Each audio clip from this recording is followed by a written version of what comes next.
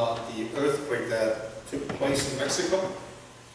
Actually, my son told me about it a couple of days ago, I think it was, and I looked it up. It was a magnitude of 8.1, southern Mexico.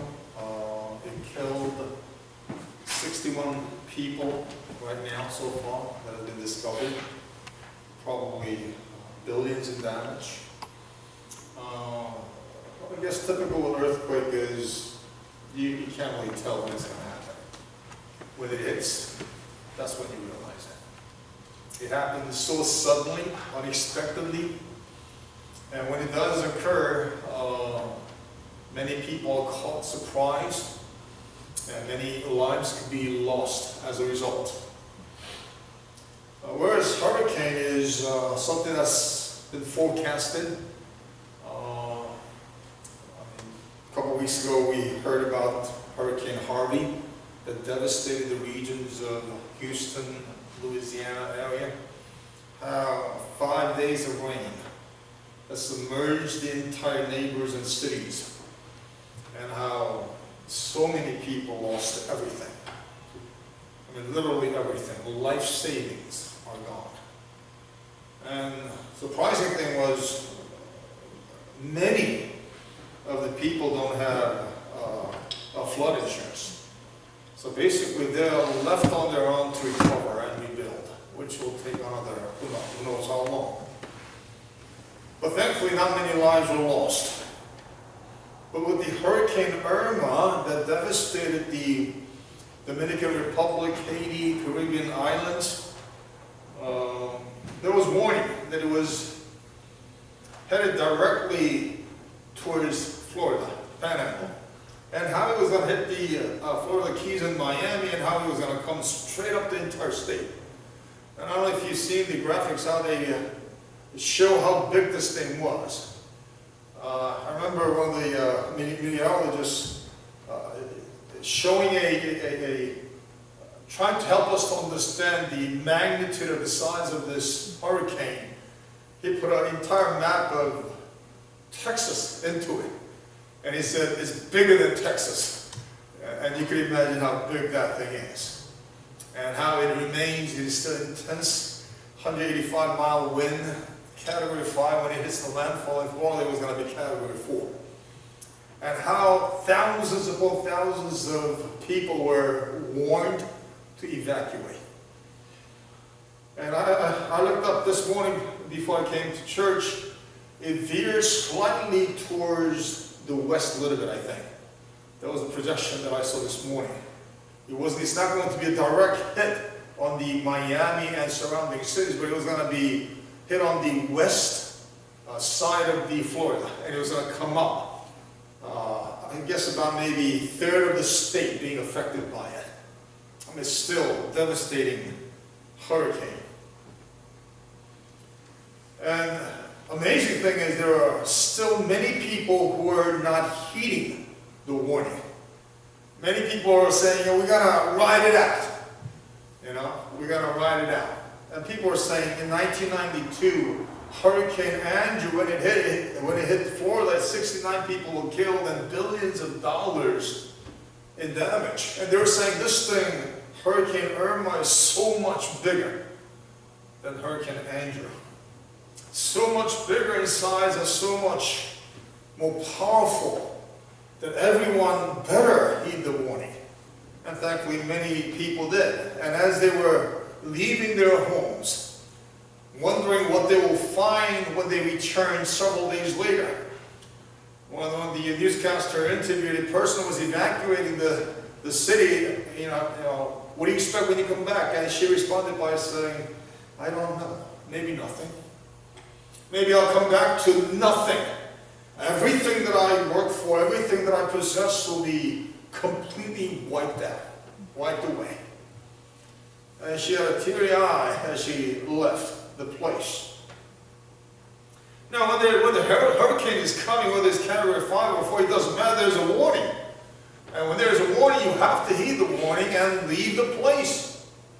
I mean, that's just the way it should be. And yet many people ignore the warning, and as a result, pay a severe price, sometimes even their own lives, because they don't heed the warning. Now we read chapter 19 where one of the perhaps catastrophic event in history of mankind is recorded. Let me read verses 23 and following, how God decimates and destroys the cities of Sodom and Gomorrah completely out of the face of the earth. Verse 23, by the time Lot reached Zoar, the sun had risen over the land. Then the Lord rained down burning sulfur on Sodom and Gomorrah from the Lord out of the heavens, it says.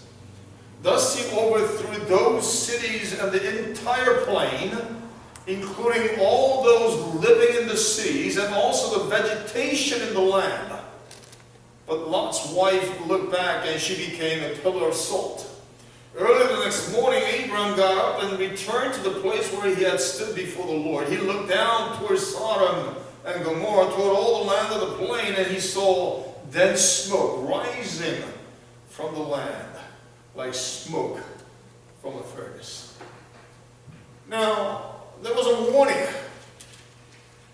There was a warning given by Lot, at least to his two sons-in-law, to-be sons-in-laws.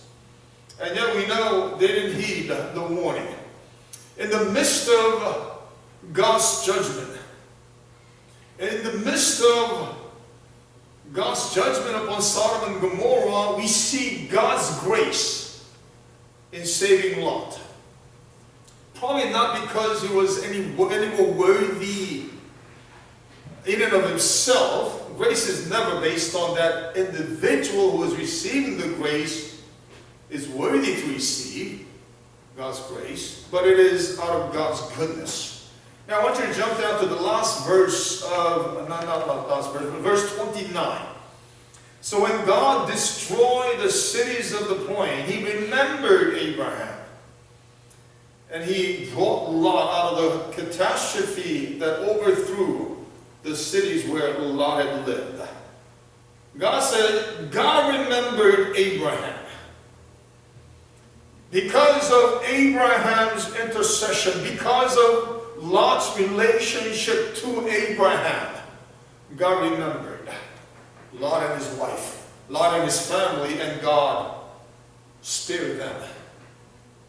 And we know, out of the family of 4, Lot and his wife and his 2 daughters, his wife looked back and became a pillar of salt, it says. Now, if you study a person of Lot, he's not a very noble character, I don't think. So some of the theologians have a hard time grasping how Lot is introduced as a righteous person in the book of Peter, I think it is. If you look at the character, if you look at everything about Lot, there isn't many things that stand out. I mean, at least one thing that we can see from chapter 19 is that he was hospitable to angels who came to him. We see that. Beyond that, I don't see much, along with many theologians who will question how Lot is called righteous. Now going back to chapter 19, beginning verse 12, let me just go through it briefly. The haggling that goes on between Lot and 2 angels. The difference between Lot and Abraham. When Abraham heard what God was about to do to the cities of Sodom and Gomorrah, he interceded for the cities and the people, right? Even though they were Gentile nation, even though they were wicked people, and yet he stepped in and said, God, how could you destroy righteous along with the wicked? And he said, if you find 50 righteous, would you destroy 50 righteous with the wicked people of Sodom and Gomorrah? God said, no, of course not. And he went down the line and he decreased it by 5, decreased it by 10, and he went on down, right?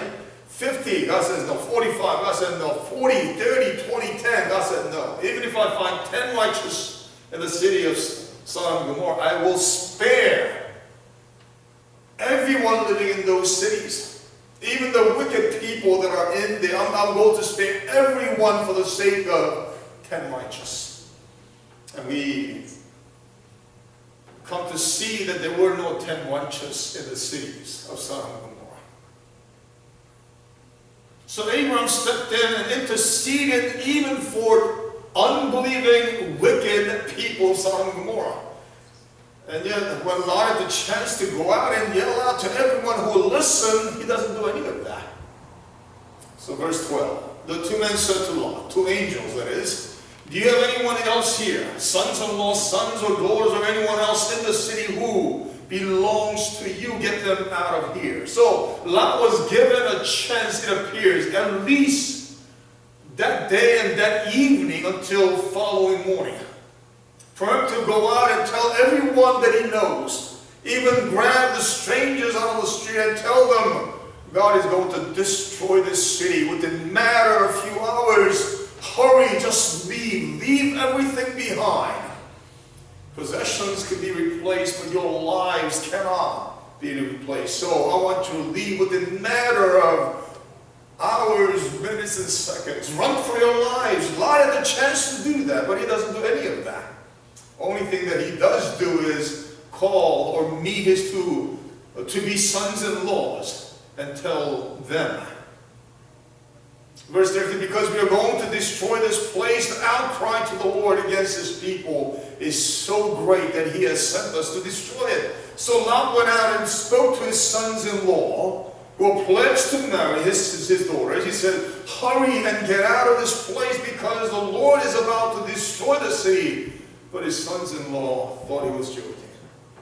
Even two sons-in-laws thought what Lot was saying was a joke. Lot probably said it with urgency, I'm sure, but for whatever reason, his sons-in-law did not believe him. I guess perhaps when you are so steeped in sin, perhaps if you live in sin day in and day out, warnings are not heeded. They have no discernment whatsoever. But you know, exact opposite thing happened in the city of Nineveh, right? When Jonah went out as God commanded him, he went through the city the entire day. What was it, 3 days or so? He told everybody, God is going to destroy the city in 40 days. And amazingly, everyone started repenting. Even king repented. And as a result, God spared 120,000 lives that lived in the city of Nineveh. Lot has similar opportunity. He may not have had as much time to do it, but he could go out and share the grace that he was about to receive from God by telling people that God is about to destroy this city, so run for your lives. And if he did, who knows how many more people would have heeded the call, heeded the warning, and ran for their lives. No one knows, but Lot did not do that. Even those two that he spoke with, they thought he was joking, and they laughed it off.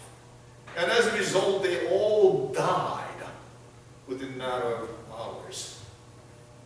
Verse 15, with the coming of dawn, the angels urged Lot, saying, hurry, take your wife and your two daughters who are here, or you will be swept away when the city is punished. You know, look at, as I was preparing and meditating upon these verses, I'm wondering, angels are telling him to leave. God has seen the wickedness of the city of Sodom and Gomorrah, and God has sent us to verify it, and God has sent us to destroy it. And what does Lot do? Doesn't do anything. Time passes. These are minutes and hours that are so crucial for the saving of his life and his family's lives, as well as anyone else that he befriended within the city of Sodom for many years that he lived. I'm sure he knew many people in this city, and yet he does nothing. It takes good old time himself as well. So angels had to urge him.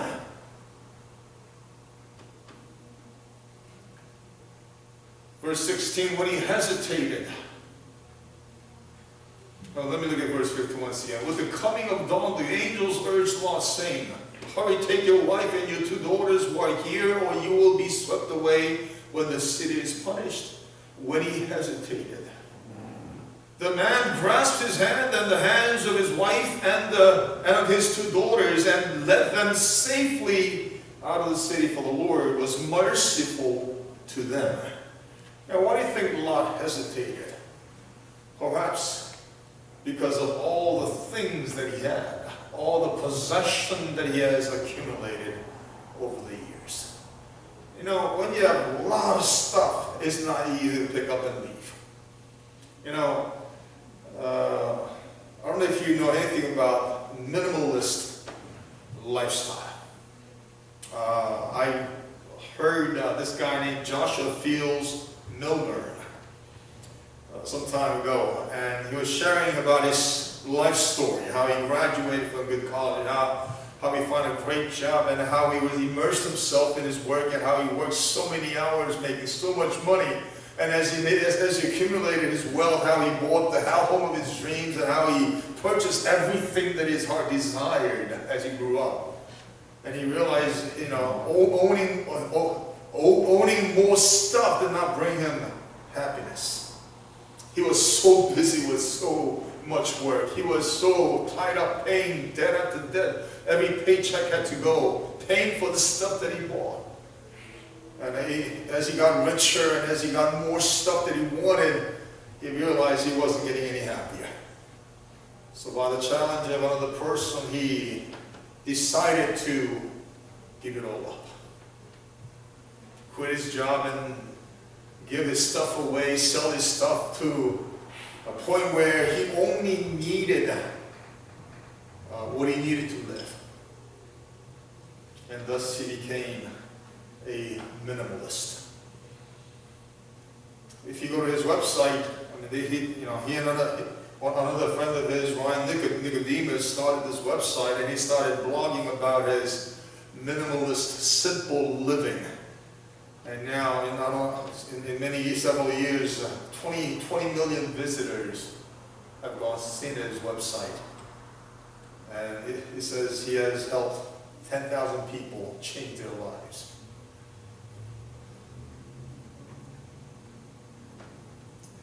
On the website, it said 3 key distinctions. Number 1, I don't own excess. Number 2, I constantly question possessions. Number 3, I don't give meaning to possessions. I mean, these guys are living with bare minimum. They don't have much.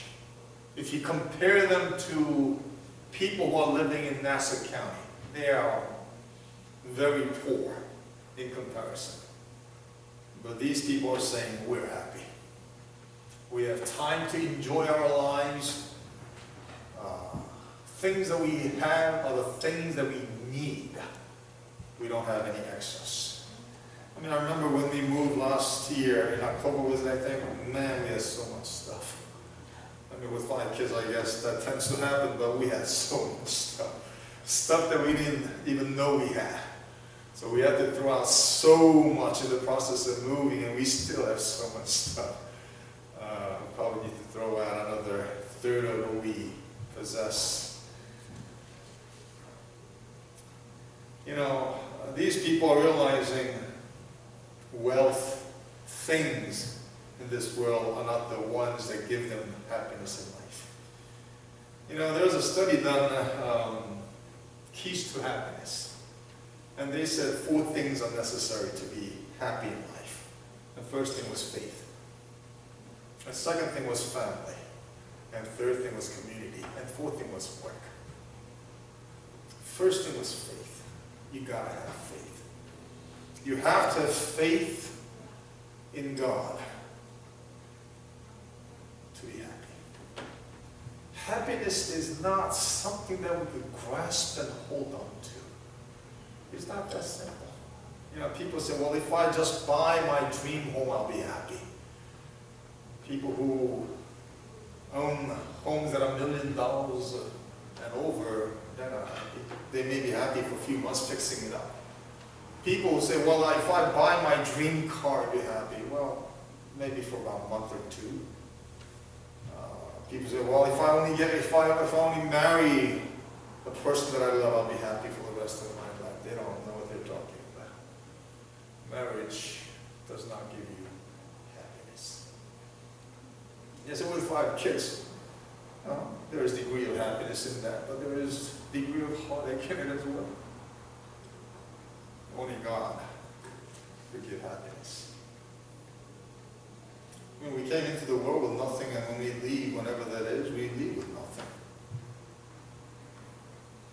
So Lot is haggling with angels and telling them, it's too far. Let us escape to this small town. And then as I'm reading and meditating, nothing has been started. And Lot is complaining, well, that's too far. I may be killed in the process. In the meantime, he should have took off as soon as angels told him God was going to destroy the city. Just left. Leave everything behind and leave with their lives. And yet Lot does not do that because he is still hesitating because of all the things that he has. And finally, when they were led to safety, God rains down from heaven, he says, burning sulfur on Sodom and Gomorrah. And he wipes away the entire cities from the face of the earth, and along with all the inhabitants of the city. The wickedness, evil, that fill the cities of Sodom and Gomorrah. God judged and punished those people. You know,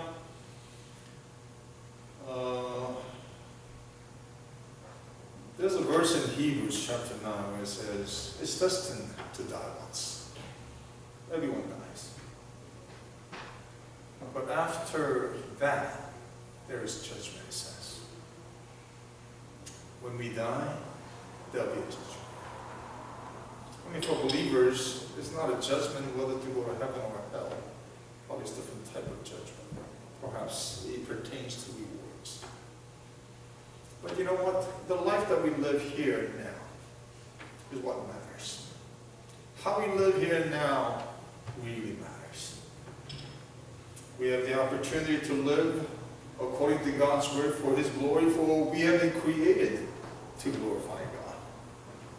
Or we have a choice to live for selfish gain.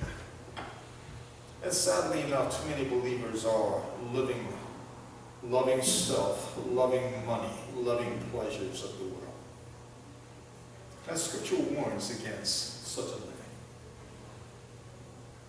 We ought to live our lives for God's glory, for he gave up everything that was valuable to him, namely his one and only Son, to save sinners like us. He offered up and sacrificed the most precious life of his Son to save us. So we ought to live for him who gave his all